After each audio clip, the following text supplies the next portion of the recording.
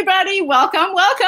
I have a very, very exciting, I'm really exciting today because I just went through a whole tour at Laura's office, and I have the president of the Tournament of Roses, Miss Laura Farber, here with me. Thank you, Laura, for joining me this wonderful, beautiful morning. And thank you so much for helping me in terms of doing the Gloria Guards Award advertisement. And everybody, I would like you to meet the 2019 Gloria Guards Award winner, Miss Laura Farber. Ta-da! Hello. So nice to be with you this morning. So Laura has been a volunteer member of the Tournament of Roses Association since 1993 and was elected to the executive committee in 2012. And throughout her extensive tournament career, Laura has served on and chaired several various committees, including decorating places, formation area, judging, and membership development. In addition to that, she has many years of service in the Tournament of Roses, and her civic activity include being a member of the Rose Ball Legacy Foundation Advisory Board and the Rose Ball Legacy Foundation Museum Committee, a member of the board of the director of the nonprofit Classical Notes, a 4-year member of the board of the director for YWCA, a member of the school site council for Marengo Elementary School in South Pasadena, and an officer of the South Pasadena Middle School Booster Club. Professionally, Laura is a partner at the Pasadena law firm of Hahn & Hahn, where she practiced civil litigation with an emphasis in employment dispute.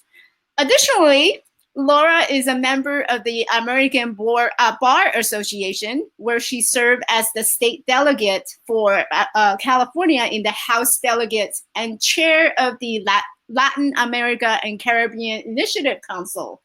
Oh, very extensive, very proud of you.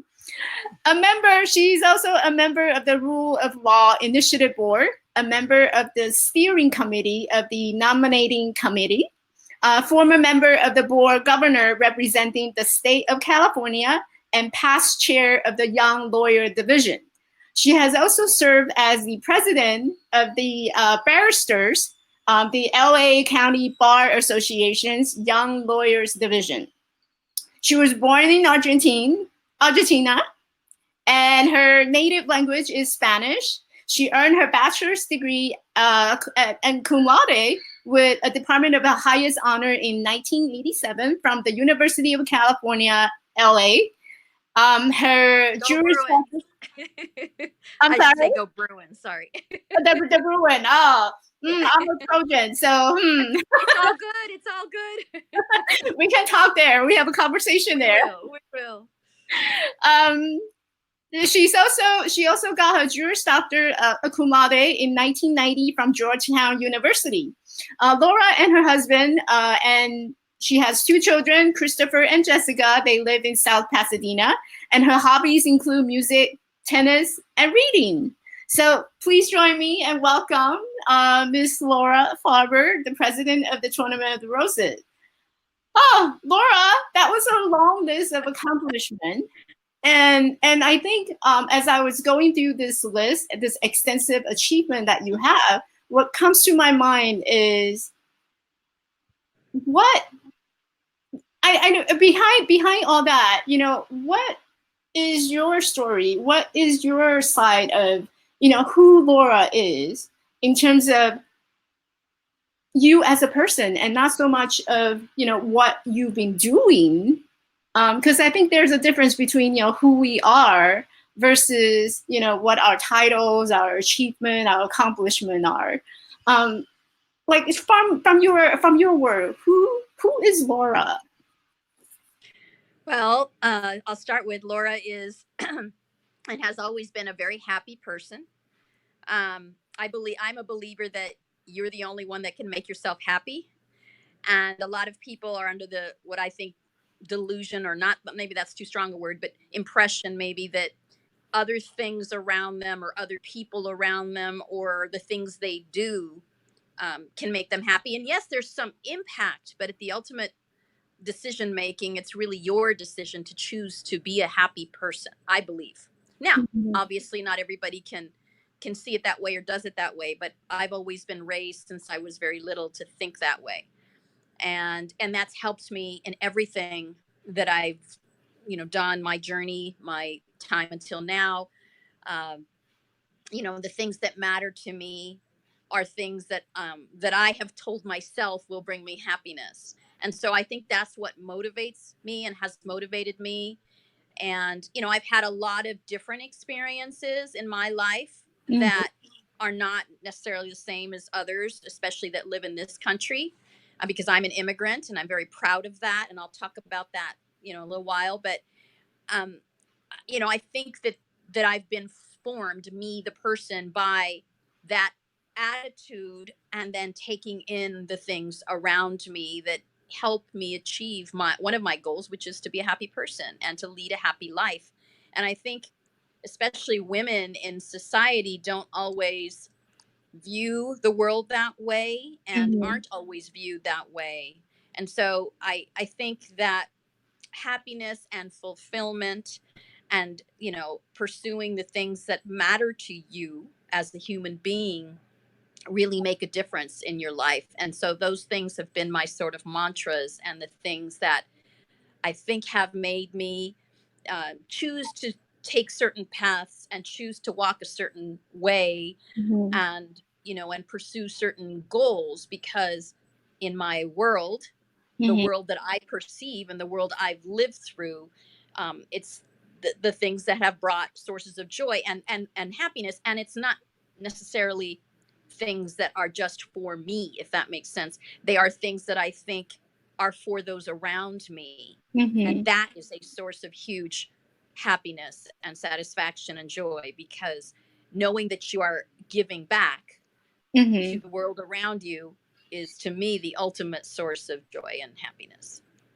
I love that, and I love how you describe, your journey as an immigrant, and I can totally, resonate with that because I myself was an immigrant, and to be able to see, someone who's an immigrant and coming from a different country, and having gone through similar journey where we have to stand up for ourselves and being part of our family and be strong for our family, and that journey in itself create kind of the person who we are today in terms of okay, where's my goal and what do I want to achieve, and that in itself bring a lot of happiness and enjoyment in our lives. And it sounds like, and correct me if I'm wrong, it almost sounds like these enjoyment and happiness are the motivation of what push you further and moving further in helping others, which bring I me think that's exactly right.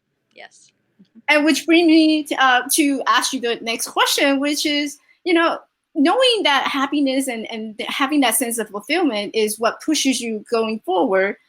What inspires you to start in beginning helping others? Because from what I've just read, a lot of it is you giving to others. And so I'm curious, what inspired you to start beginning to helping others?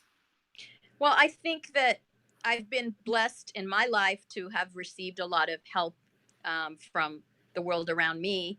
And I'll talk a little bit about my, how where I came from. I was born in Buenos Aires in Argentina, and my parents were students at the time, Mm-hmm. and they were studying biochemistry at the University of Buenos Aires.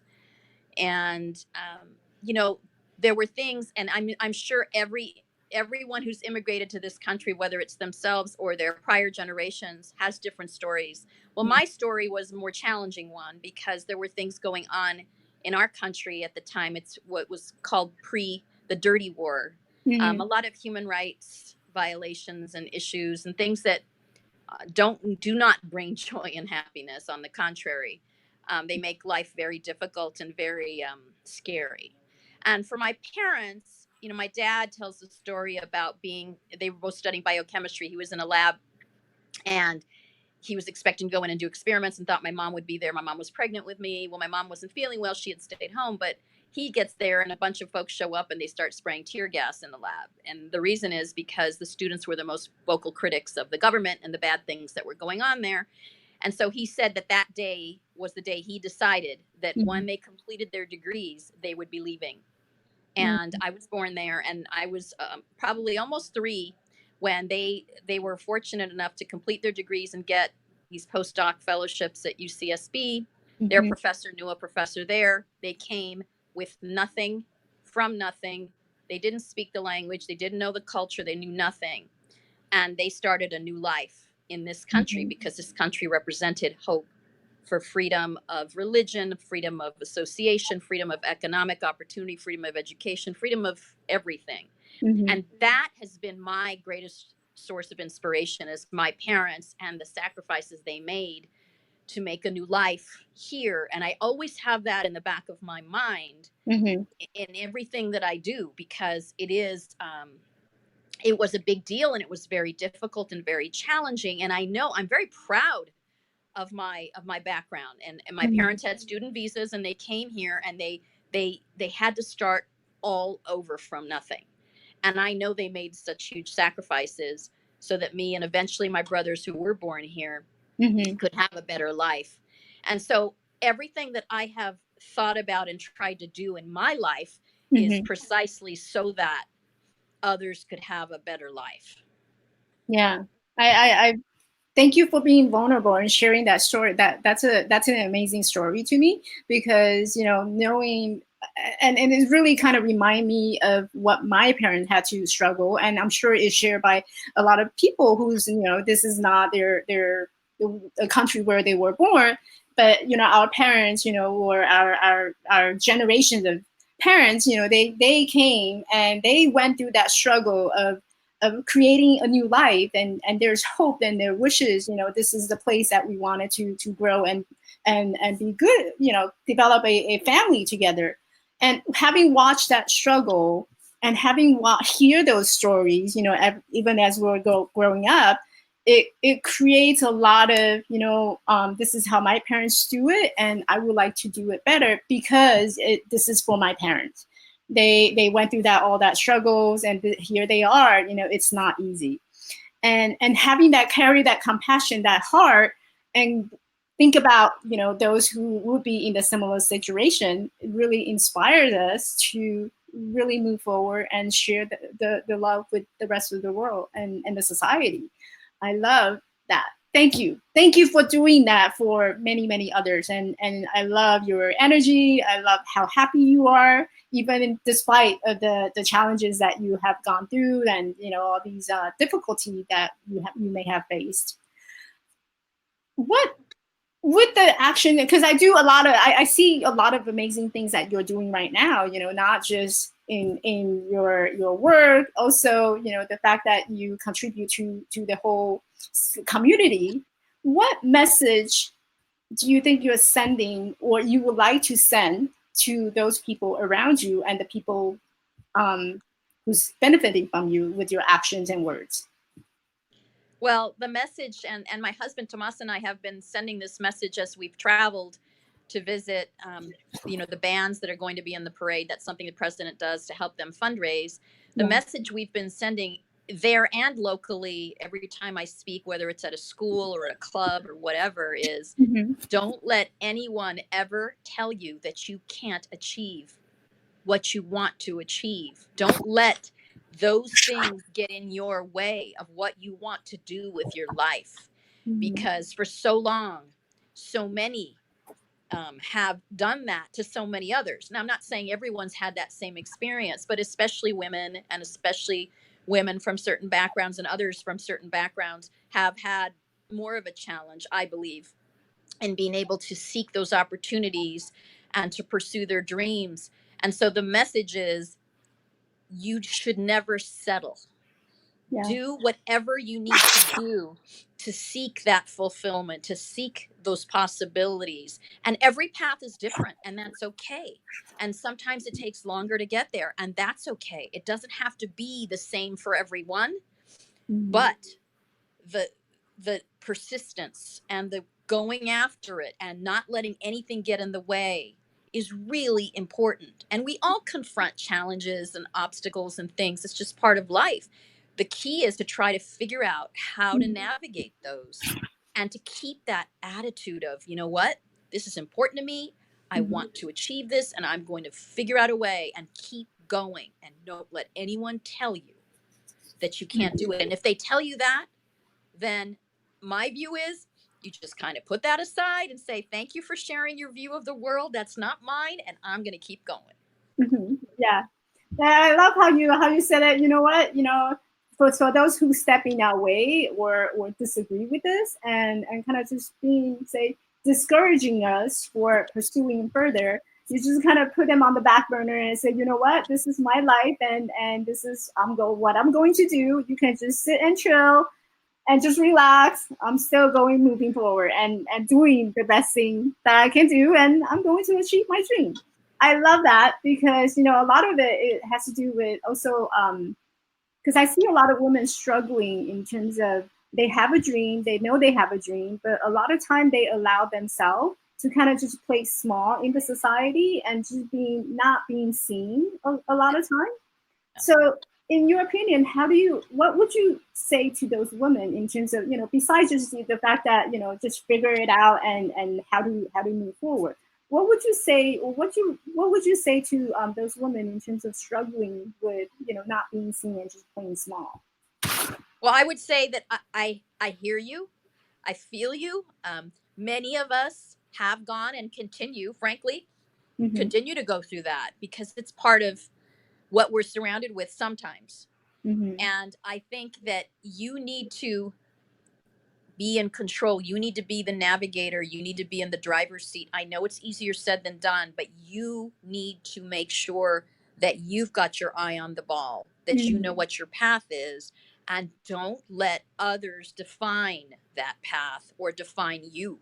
See, Mm-hmm. we as women generally, and I'm stereotyping and I get that, but generally we want to please others around us. We help others around us. We're the supportive one. And those are gender roles. And I know those aren't always fixed in Mm-hmm. stone, but many times that's how we're socialized, I think, to be. And depending on your culture, Yeah. it's really poignant, especially in the Latino culture. We are the helpers. We are we're the comforters. Stereotypes again. I confess these are stereotypes, but my mother and my grandmother were Yeah. strong women. I'm very fortunate because my grandmother, at a time Mm-hmm. when women were not supposed to do it all, was doing it all. She was teaching, she had a career, she was doing everything at home to support the family, support her husband, do all the things that were expected. Yeah. But she was exhausted at the end of this. And my mom, same thing, career woman. So those were my role models. I'm very, very fortunate because it was at an earlier time. And my Mm-hmm. daughter and my son are seeing strong women in their experience. And I think that's hugely important. And not everybody gets that. And so what I want everyone to know is that whether you derive your strength from examples in your life, Mm-hmm. or if not, examples around you, or if not, seek those examples, pursue, find those mentors, find those relationships. And they don't have to be women, they can be men too. There's a lot of good guys out there too. Yeah. um, and that is what I think can really drive you so that you're not stuck, what I say, stuck in a perception of feeling small or feeling like you can't do something or letting others dictate that. And I think those are the really important messages and important ways that we all need to, go after things in a Mm-hmm. meaningful and important and significant manner. And I do want to mention one thing, Michelle. In Yeah. 2020, Yeah. it will be the 100th anniversary of women's right to vote in this country. Yes. And we're going to be celebrating that. Obviously for the Rose Parade, there'll be at least one or two floats that will talk about that. But beyond that, and Yeah. I know that that wasn't the case for all women. I mean, a lot of women of color struggled beyond that time frame, and I Mm-hmm. think there were women, like the Harriet Tubmans of the world, and the various others, Sojourner Truth and others, who really fought for those rights. Mm-hmm. And we continue to experience issues to this day. Right. But I think it's really important to participate in society. And so it doesn't matter how you vote, but if you've got that right, Mm-hmm. You should use it. And I've told my daughter and my son the same thing. And, Yeah. as a country, I think that we all want to participate in the ways that matter. And my view is have your voice heard, whether it's at the ballot box or whether it's in your community or in your work or with your family, your voice matters. Yes. And that, I think, is what is most important. I love that. I think you just pretty much answered my next question. What would be what would a women leader be like? And you just described what a woman leader really should be like, in terms of standing up for our rights. Be proud of who we are. We as women take part in the society. Can you imagine a society without women? What would it be like? If we just keep playing small and don't allow us to play the role and take the part in the society. And we have rights as well. Everybody, regardless, whether you're color or you're Caucasian, doesn't matter what ethnicity or what nationality background that you have. Everybody has the right to play parts in the society, in the globe, in the world, on a bigger picture. So you just inspired me. You totally motivated me to, wanted to take part.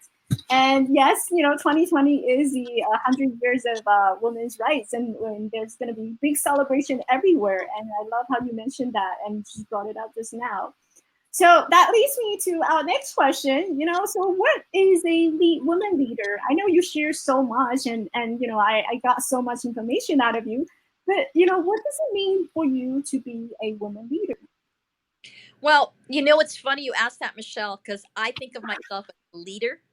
Uh-huh. And a lot of folks, same thing with lawyer. Oh, what's it like to be a woman lawyer? I said, I think of myself as a lawyer. If they want to add the woman part of it, that's fine. But Mhm. I'm going to define it the way I'm going to define it, which is you lead by inspiration and by trying to not seek certain opportunities. In my view, I didn't seek the positions that I've pursued.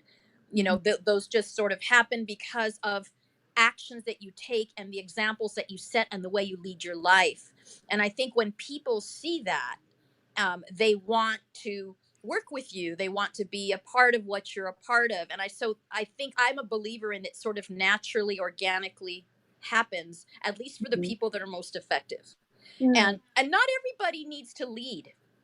I also think that, and I've done this as well, I think we Uh-huh. have to also be part of our community and know when we need to follow, Mhm. and to follow others, and to support others, and to assist others, Mhm. because that doesn't always happen. You many times, you are in that role, and it's like, how does this affect my world? How does this affect me?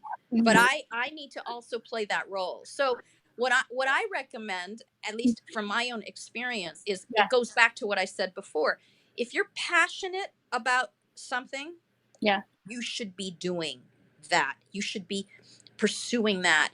And I'm not talking just about a career choice or a Mhm. job or things of that nature. Those are also very important, because we need to be able to survive and have some Right. kind of foundation and a base. We Yeah. need to have an amazing, supportive work, and obviously family environment. Family is the key to everything, in my view. Mhm. But setting that aside, and Mhm. not aside, but acknowledging it, I guess is the better way of putting it, then it's a question of, okay, what can I do Mhm. to make a difference? Yeah. And whatever your passion is, Mhm. that's what you should pursue. And we've raised our kids in the same way. And Yeah. I think this newer generation, millennials, Generation Z, Uh-huh. those coming up behind us, I think have shown much more that they're willing not to just settle, but to go after the things that matter to them, no matter how much money you make, no matter how much of this, um, characterization, oh, you're successful, this, Mhm. you define your success. Right. You do what matters to you, and what will make a difference to those around you. And if you pursue your passion, you are going to succeed because you care so much, and Right. people will see your heart. And that's what I think has been most helpful in terms of leadership that I've opportunities that I've had. Mhm. And and in my legal career, same Right. thing. I want to pursue and you can't always choose your clients. We Right. all know that, depending on what you do. But Right. what we can choose is find what is the best part of your client, what is the most compelling part of your case or your theory or your passion, and go Mhm. with that. And I say that on the leadership front, and I say that on the career front. Mm, I love that. And one of the things that I really picked out from what you just shared was that, you don't see leader as being separate with gender. So whether you're a man, you're a woman, it doesn't matter. You are a leader. And I love the way how you use inspire someone as a leader, and I think it's really truly important. Being as a leader, the role is really to inspire those others so that others can follow, and kind of use that leader as an example. Oh, that leader is really a great inspiration. I like to be that person. I like to do what that person do. And so kind of follow the rest of the group will follow that person because they're inspired to do so. And I also love the fact that, you mentioned a lot about in terms of that being passionate about the things that we do. And that to me is really important. I don't know about the rest of the audience, but that to me is really important in terms of how we show up on a daily life. For those of you who join me after the broadcast, Laura actually walked me through her office, and she introduced me to the office through a virtual meeting. And I sense that passion from you the minute that you show up, the minute that you walk into that office. There's a different vibration that was going on, the energy that you share with your office, your colleague. It shows. It just shows up in terms of how much passion you have towards your career and just in life in general. So I'm completely inspired and blown away, and I can't wait to meet you in person. I mean, you're such a great inspiration and role model. I We look have forward about to meeting you as well, Michelle. By the way, I'm looking forward to meeting you as well. you. So we have about 3 minutes left. If you were to describe your future in just 3 words, what would be those 3 words? The 3 words are 3 F's. Okay. Family, which is no surprise, I'm sure. It's hugely, hugely important to me. Mm-hmm. Friendships are hugely, hugely important, and Mm-hmm. fulfillment. Mm-hmm. Those are the 3 words that drive my life, my world, my being, variety of ways. Obviously, family, I could not do any of what I do without my family. They are the most important people in my lives, in my Mm-hmm. life. And I say lives because I was thinking, family, career, community. It's not, but it's not for me 3 lives because they're very integrated because of my family. My Right. family has involvement in everything that I do in one way or another.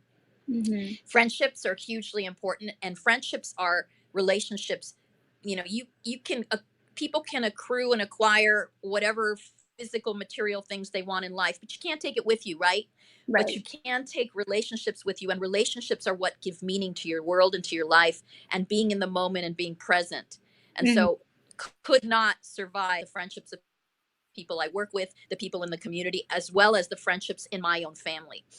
And Right. then fulfillment is the key, and fulfillment drives everything. If you're not fulfilled, you're not happy, you're not joyful, you're not satisfied, then the world is not as good as it should or could be. And Right. so that's my point about being fulfilled. Don't settle, Mm-hmm. pursue your passions, and seek that in complete fulfillment in everything that you do. Mm-hmm. Those are the 3 words driving everything I do and will continue with me into the future. I love them. I love them. Thank you for those 3 F words. As I was touring your office virtually, I definitely noticed there's a lot of family element, and when you talk about them, they do show up in your eyes just open. You're more perky, you're bubbly, and the way that you describe your family, it bring a lot of sense of fulfillment, even to me as well. Just watching you and just watching you brighten up, and that energy just emanated out of you. So I can definitely see how family is a big part of you. And even when you're talking about your parents' journey, that sense of love and caring for your parents, and that those are important element for you. And the fact that you brought up your friends and you introduced me to your colleague, those are friends element that you share with me. And it's amazing. And I can see how it totally fills you up. It's like a cup being overflown by water, and you're just you're a full person. Like, if I can throw in another word, it would be full. And you make those around you feeling full. So my heart is really touched. Thank you, Michelle. Thank you. Thank you so much for joining me. And I would like to, kind of find out, I'm really curious about what would be your next step, because we talked a lot about, your career, and also, your view in terms of what the leader should be like. And so, moving on, what would be your next step? Well, I can tell you that I was asked to chair the Rose Bowl Management Committee, which is the football side of the equation for the next 5 years after my presidency of the Tournament of Roses. So I'll be doing that and loving that. And that's on, really focusing on the policy side of the football equation. Another stereotype, that a lot of folks think women don't know a lot about. I love sports and I love college football. And I will actually be the second woman to do this. The first woman was our first woman president, and I will get a chance to follow in one of my partner's footsteps, Scott Jenkins, who's amazing, and he's done this for many years, and I'm very excited about that. And then I'll get more involved in the American Bar Association. I've done a lot of things there, but I'm going to wait a little bit on that until I've had a chance to do more of this Tournament of Roses stuff, and then support my husband, my kids in any way that I can. My son just graduated college. My daughter is going into her third year of college. And so, supporting them in any possible way, making sure they pursue their passion. So those are going to be my personal next steps. Congratulations on all these amazing things you're going to be doing, and yeah, I'm a football person too. So we can definitely sit down and we can talk about things about football. Sounds great. Yeah, I can't wait. Like I said, I can't wait to meet you in person, hopefully soon, as the event moving forward in October. So the Gloria Glarz Award will be given on October 19th on a Saturday, and the event will be held at Women's City Club in Pasadena. So for those of you who's interested in purchasing the ticket, it's already available. It's at gloriaglarz2019.eventbrite.com.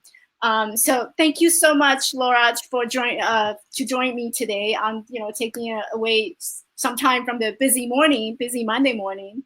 So thank you, I appreciate that, and best wishes to you.